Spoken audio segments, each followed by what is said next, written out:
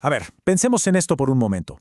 La idea que tenemos hoy de ser un individuo, ya saben, con una vida interior súper rica y compleja, con nuestros propios pensamientos y conflictos, bueno, esa idea no cayó del cielo, tuvo que ser inventada. Y una parte enorme de esa invención se la debemos a un hombre que vivió hace más de 1600 años, San Agustín. Es una pregunta que te deja pensando, ¿no? ¿De dónde sacamos el concepto de lo que significa ser uno mismo? Hoy pensaríamos en la familia, la cultura, los amigos, pero por siglos y siglos la respuesta era totalmente diferente a la que daríamos hoy. Antes de Agustín, si alguien quería mejorar como persona, la cosa era vista como un ejercicio puramente intelectual, un camino, la verdad, reservado para una élite muy pequeña y educada, que creía que con el puro poder del pensamiento podía alcanzar la perfección. Bueno, vamos a meternos de lleno en esto. Para entender la revolución de Agustín, primero hay que entender el aire que se respiraba en su época. La filosofía que dominaba todo era el neoplatonismo. Imagínenselo como una especie de escalera. El autodescubrimiento era un viaje hacia arriba, un ascenso para alejarse del desorden del mundo material y llegar a un reino de pensamiento puro y perfecto. Y esta era la mentalidad que, al principio, fascinó al joven Agustín. La idea era que la razón era el jefe y podía dominar todos los apetitos, que la mente era superior a la materia. La voluntad, como la entendemos hoy, ni siquiera era un gran tema. Era vista simplemente como el resultado de un cálculo racional o de un simple deseo. Un mundo ordenado, jerárquico y, en cierto modo, muy optimista sobre el poder de la mente. Claro, para los pocos que podían dedicarse a pensar.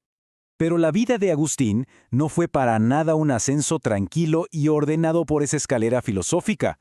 No, la suya fue una lucha desordenada, caótica y profundamente humana. Y es justo ahí, en su historia personal, en su conciencia en crisis, donde está la clave para entender la revolución que estaba por desatar. Como podemos ver, Agustín no llegó a sus ideas de la noche a la mañana.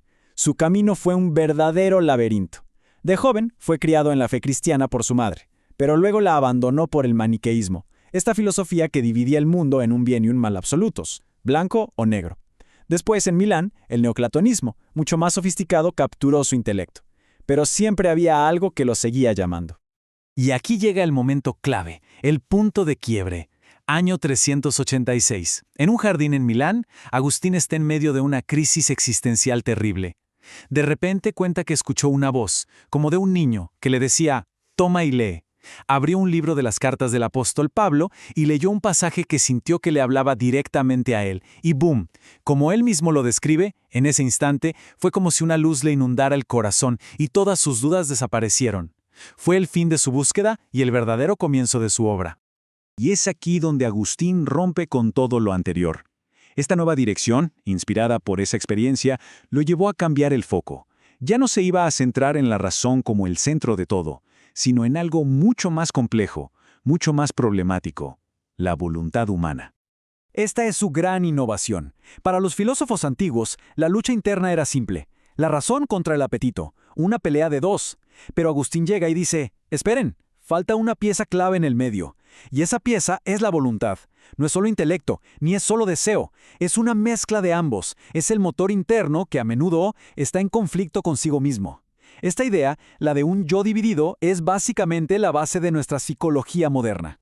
Esta frase lo resume todo de una manera espectacular. Lo que Agustín está diciendo es, oigan, nos la pasamos mirando las maravillas de afuera, las montañas, los ríos, y nos olvidamos de mirar el paisaje más increíble y complejo de todos, el que está dentro de nosotros. El viaje ya no es hacia arriba, al cielo de las ideas. Ahora, el viaje es hacia adentro. Entonces, el punto crucial es este. La búsqueda espiritual se convirtió en una búsqueda psicológica. Como él mismo escribió en sus confesiones, hablándole a Dios, «Tú estabas justo delante de mí, pero yo me había alejado de mí mismo. No podía encontrarme a mí mismo. ¿Cuánto menos entonces podría encontrarte a ti?» Es tremendo. Y Agustín también nos dio una explicación que suena increíblemente moderna de por qué fallamos tanto, de por qué a veces hacemos justo lo que no queremos hacer. Pero él no le echó la culpa al mundo material, como otros, no. La culpa, dice él, es de nuestros propios hábitos. Cada elección que hacemos es como si cavara un surco en nuestra mente. Con el tiempo, esos surcos se hacen tan profundos que nuestra voluntad queda atrapada en ellos.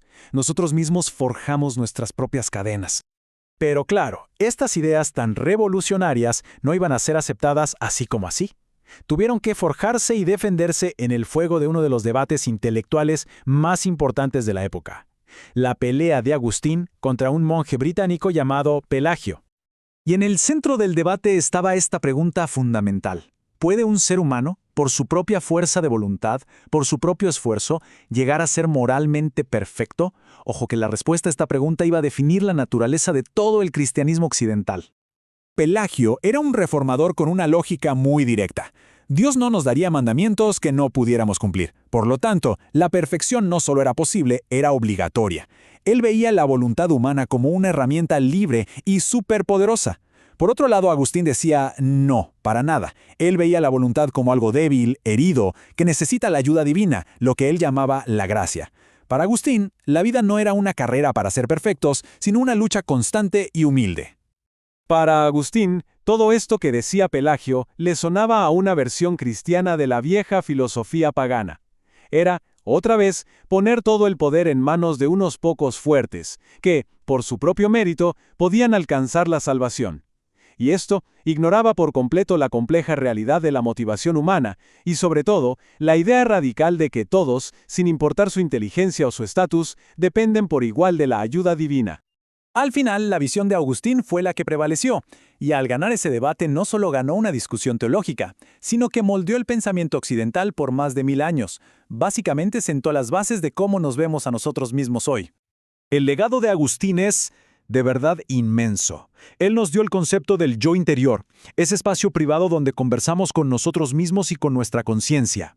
Al insistir en que todos somos débiles, creó la base para una igualdad moral radical que estaba por encima del estatus social. La conciencia se convirtió en ese lugar donde cada persona, por muy humilde que fuera, podía tener acceso a lo divino. Y este es un punto clave. La revolución de Agustín no era para huir del mundo, como querían los neoplatónicos. Se trataba de cómo vivir en el mundo, pero con un nuevo tipo de autoconciencia. Se trataba de ser lo que un biógrafo llamó un extranjero residente. O sea, participas plenamente en la vida, pero con una perspectiva y una lealtad que van mucho más allá de lo mundano. Así que la próxima vez que estemos introspeccionando, luchando con una decisión o sintiendo el peso de un hábito, acordémonos de Agustín. Él nos dio gran parte del lenguaje y los conceptos que usamos para entendernos. Su idea de un yo interior, complejo y en conflicto, es la base de nuestra cultura. La pregunta que nos deja es, en una era de distracción constante como la nuestra, ¿qué perdemos si nos olvidamos de explorar ese mundo interior que él nos ayudó a descubrir?